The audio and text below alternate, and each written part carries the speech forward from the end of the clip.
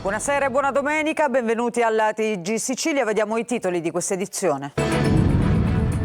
Morti sospetti al reparto di cardiochirurgia dell'ospedale Papardo, la procura di Messina indaga, 6 i casi di presunta malasanità nel mirino dei magistrati. Liste d'attesa infinite e criticità nei pronto soccorso, a Il Punto la testimonianza di un infermiere aggredito e preso a schiaffi dai familiari di una paziente al Garibaldi Centro di Catania. A Santa Flavia, giornata conclusiva della convention di Forza Italia, Tajani e Schifani avanti con il ponte sullo stretto e i termovalorizzatori. La Sicilia che verrà al nostro TG il presidente di Lega Ambiente Stefano Ciafani, tra gli obiettivi nuove infrastrutture, depuratori e transizione ecologica. A Catania, lavori straordinari al cimitero monumentale in vista della commemorazione dei defunti. Intanto oggi l'inaugurazione della tradizionale Fiera dei Morti. E infine il calcio, il Catania inciampa al Massimino contro il Latina che vince per 1-0 con il gol di Ercolano. Per il tecnico toscano a volte questi schiaffi servono. Ad Avellino, disfatta del Messina travolto 6-0 dai campani.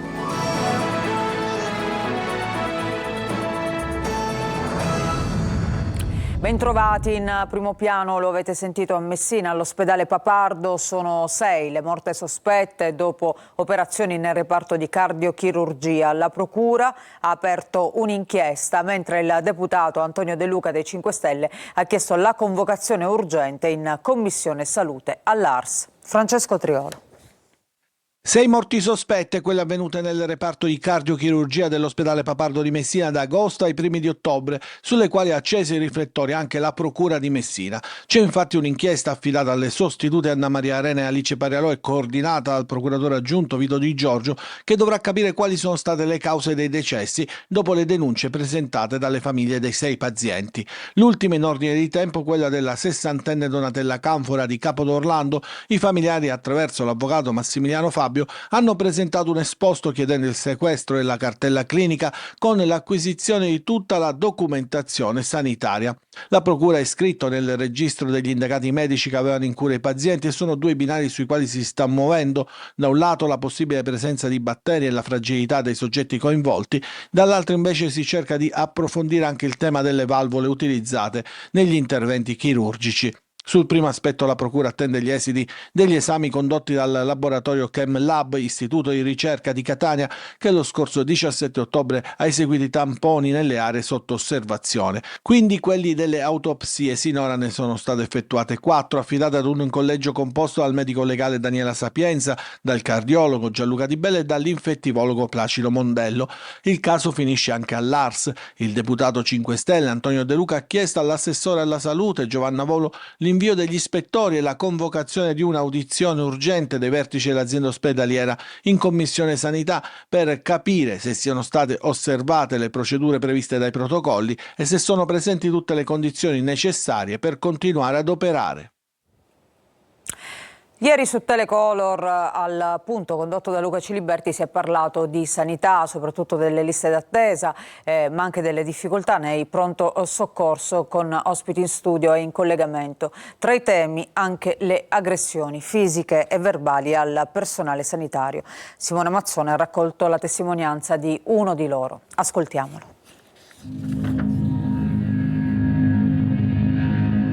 Ho subito un problema sia alla mascella che all'orecchio. Lui è Flavio, nome di fantasia, un infermiere in forza da 6 anni e mezzo all'ospedale Garibaldi Centro, un operatore sanitario come tanti, troppi, che ha subito un'aggressione fisica. Un parente, portando la moglie in pronto soccorso, è arrivato, come spesso capita, con la macchina strombazzando e rimbazzata nella camera calda. Noi abbiamo capito che si trattava di un'urgenza e usciamo praticamente subito. Nel frattempo il parente comincia a dare pugni nelle porte, insomma dappertutto, per sollecitare.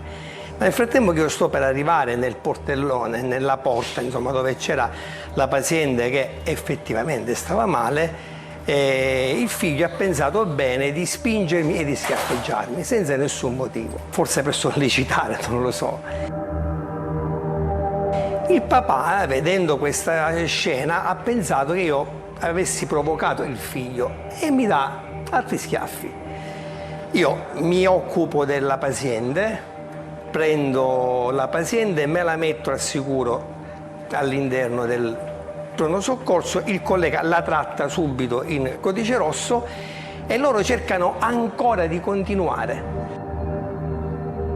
Pazienti in attesa, parenti spazientiti e i toni si alzano. Anche mentre stavamo registrando questa intervista, dall'altra parte della sala al triage, l'ennesima aggressione verbale.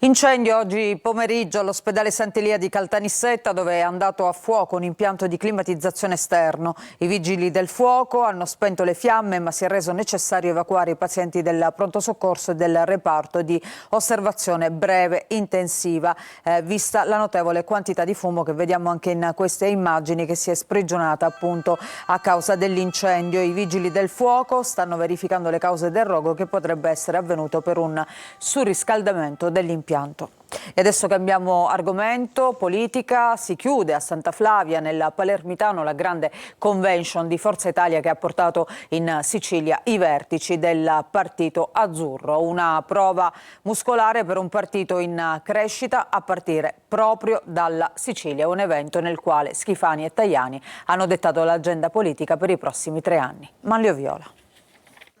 1000 delegati da tutta Italia, un vice premier e un vicepresidente della Camera, 4 ministri e altrettanti sottosegretari e poi una pioggia di deputati e senatori. Sono numeri record quelli della convention di Forza Italia a Santa Flavia, a Palermo, una vera e propria prova muscolare per il partito di Antonio Tajani e Renato Schifani.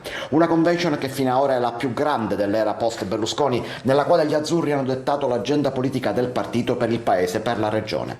Priorità Ponte sullo Stretto e termovalorizzatori in Sicilia, come ha confermato anche il ministro dell'ambiente Gilberto Pichetto Fratin. Il ponte si farà perché il governo è stabile e sono quelli stabili che riescono a fare le grandi opere. Sui termovalorizzatori Schifani ha i poteri e ci sono le condizioni.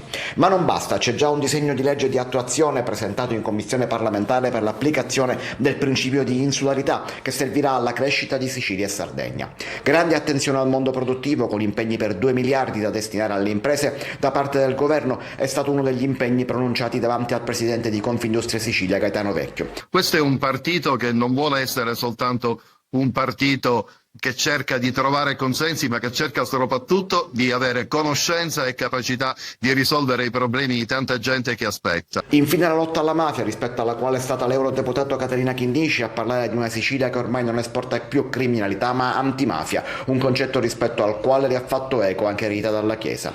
Tutto guardando al 2027, quando Schifani sarà il naturale candidato a succedere a se stesso, secondo il Tajani pensiero. Per citare un grande cantautore siciliano, Battiato, siamo il centro di gravità permanente della politica. Nuove infrastrutture, depuratori e transizione ecologica, questa è la ricetta di Lega Ambiente per una Sicilia sempre più eco-friendly. Al nostro TG il presidente nazionale Stefano Ciafani. Francesco Aloi. A parole forse sì, ma con i fatti la Sicilia rispetta l'ambiente.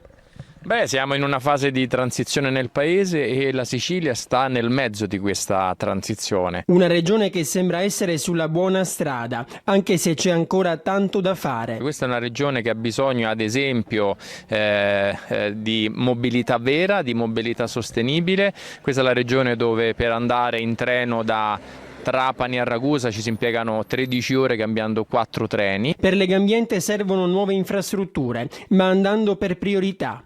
Prima le opere necessarie, soltanto dopo quelle più grandi, come il ponte sullo Stretto. Perché in questa regione, come in Calabria, non ci si muove come in un paese industrializzato e civile. E poi c'è un'altra priorità, forse passata in secondo piano, la qualità del mare. Acque sempre più inquinate, minacciate dagli scarichi fognari non depurati, che ogni anno costano all'Italia sanzioni milionarie. Servono nuovi depuratori con urgenza. Fare quegli impianti permette di aprire cantieri, nuovi posti di lavoro e permette di salvaguardare l'economia turistica, perché altrimenti i turisti, se vengono in Sicilia e il mare è inquinato, non ci tornano l'anno dopo. Ma l'inquinamento è anche nell'aria. Un esempio è il caso del quadrilatero della morte tra Siracusa, Priolo, Melilli e Augusta. La tanto attesa riconversione green però potrebbe far perdere posti di lavoro. Tutti stiano con il fiato sul collo delle aziende che in questo territorio hanno inquinato senza bonificare e che non hanno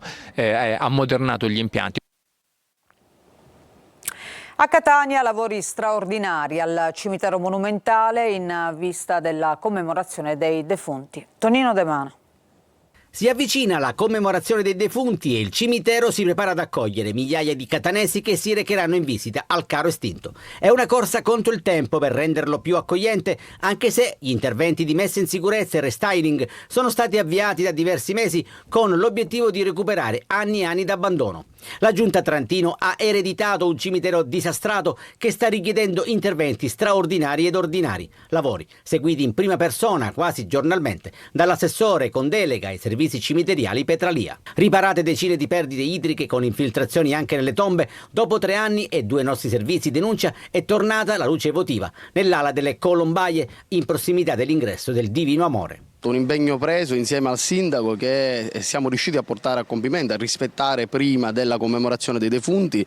Un serio ringraziamento ai nostri operai comunali, della Multiservizi, della Sims, perché è grazie a loro che siamo riusciti a mantenere questo impegno così importante per le famiglie che finalmente vedono nuovamente illuminate le luci votive, effettuando una serie di interventi manutentivi sia all'esterno. Abbiamo visto la potatura di tutti gli alberi che si trovano su via Aquicella, ma abbiamo iniziato anche delle attività manutentive all'interno con la potatura, a volte l'abbattimento di alberi con seri rischi di cedimento, interventi manutentivi anche sulla strada, sulle caditoie. E lo avevamo sollecitato il mese scorso denunciando il potenziale pericolo di un'eventuale caduta di rami ed ecco che gli alberi sono stati finalmente potati, mentre all'interno è stato necessario anche rimuoverli per scongiurare indesiderati crolli. Intanto oggi ha preso il via la tradizionale Fiera dei Morti. Vediamo. Il fatidico taglio del nastro, poco dopo le 11:30, sancisce l'apertura. La Fiera dei Morti 2024 è salva, ma quanta fatica per organizzare uno degli appuntamenti tipici della tradizione catanese, in dubbio fino a giovedì per l'esclusione della ditta aggiudicataria dell'evento che ha indotto il comune a rifare una nuova gara di partecipazione pubblica. La Fiera dei Morti è un rituale che la città sicuramente non poteva fare a meno. Siamo stati bravi e fortunati a riuscire ad organizzare la fiera. Ieri sera, sabato, siamo stati qui fino a mezzanotte e mezza, l'una con gli operatori. Ad ogni modo, burocrazia a parte, ciò che conta è che grandi e piccoli possono finalmente aggirarsi tra gli stand. Ora vediamo cosa comprare per i dolcetti, che qua abbastanza sono buoni. Borsa è piena e siamo appena all'inizio. Purtroppo sì, sì. Ne abbiamo approfittato oggi, anche se il tempo era incerto all'inizio, però tutto sommato con questa bella giornata è la scusa per uscire con i bimbi. Ogni anno si è messo sempre a piovere per la Fiera dei Morti. Quest'anno guardate che cielo che c'è e che sole che c'è. Mi raccomando, veniteci a trovare. Con questo corno, per tutti quelli che ci vogliono male, è uscito anche il sole. La frettolosa apertura domenicale ha comportato una serie di pericoli. Il primo, con la pedana ancora incompleta, ha costretto i visitatori a transitare strada con il serio rischio di essere investiti. L'entrata e l'uscita è in una zona troppo pericolosa e sulla tangenziale gli autobus ci stavano arrivando addosso. E che dire dei lavori per l'illuminazione in corso mentre i visitatori passeggiavano tra gli stand, per non parlare del percorso pedonale, appositamente allestito con tanto di transenne che costringono i visitatori a passare sotto un muro pericolante. Facciamo una pausa, torniamo tra poco con il calcio, con 2 sconfitte, quella del Catania e poi il Messina che perde 6-0. A tra poco.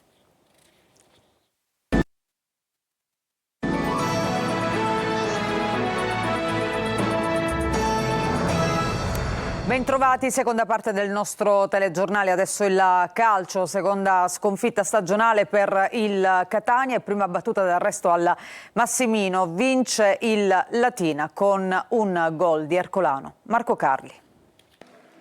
Al Massimino succede quello che non ti aspetti. Il Catania incappa nella peggiore prestazione dell'anno e il Latina, reduce da 4 sconfitte consecutive e bravo ad imbrigliare i rossazzurri, porta a casa i 3 punti. Toscano ripropone Beters in porta, Carpani ritorna dal primo minuto a centrocampo, Inglese ed Andrea davanti. Proprio l'ex Cerignola si fa vivo per primo con una girata di destro centrale su cross di Gherardi, ma si vede subito che è una partita complicata per i rossazzurri. Boscaglia, appena arrivato sulla panchina laziale al posto di Padalino, disegna la sua squadra secondo un 5-3-2 molto difensivo, praticamente a specchio rispetto agli etnei, che faticano. Nel corso del primo tempo solo un'altra vera occasione con D'Andrea, che da posizione molto favorevole riesce solo a sfiorare ma non ad indirizzare verso la porta un cross di Guglielmotti.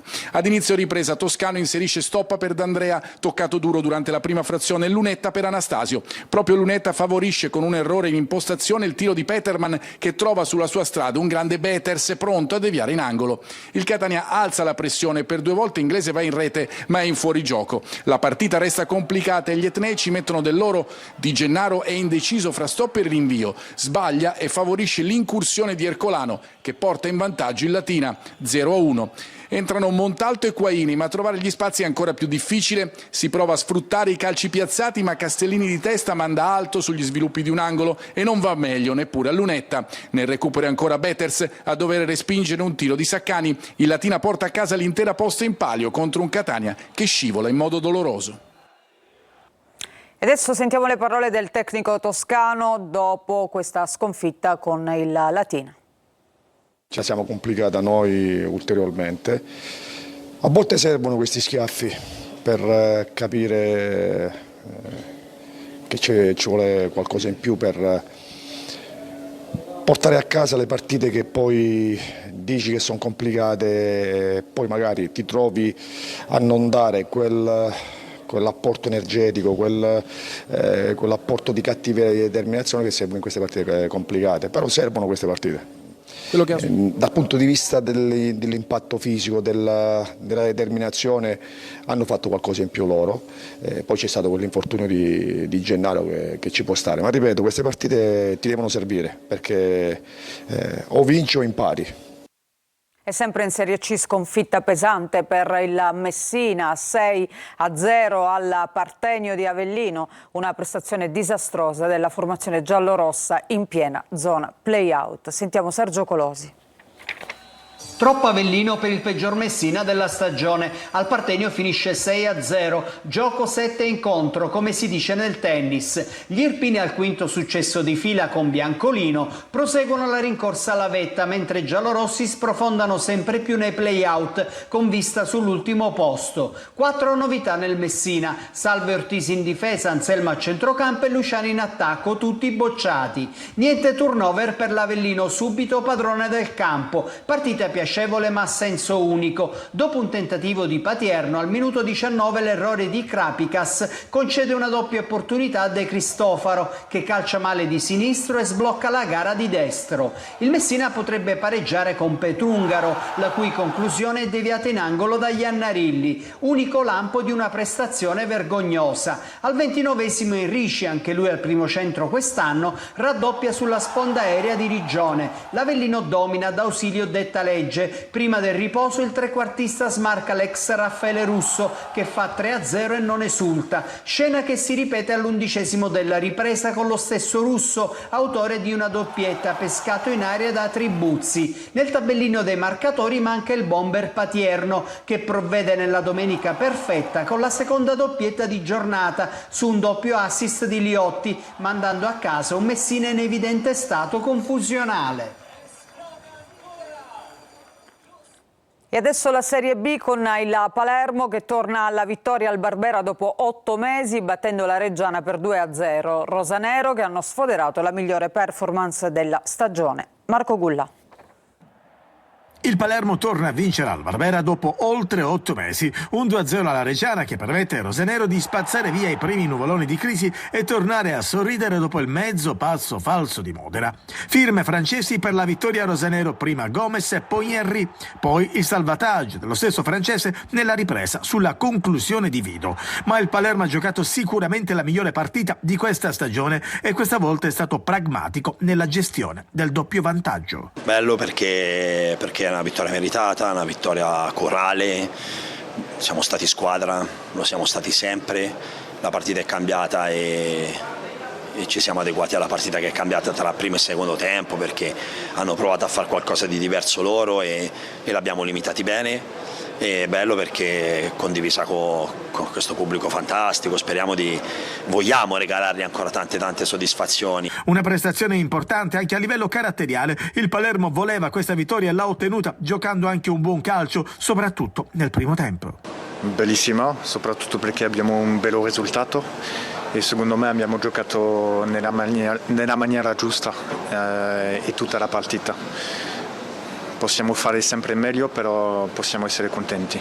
Palermo che tornerà in campo mercoledì nel turno infrasettimanale, rosanero fuori casa sul campo del Mantova.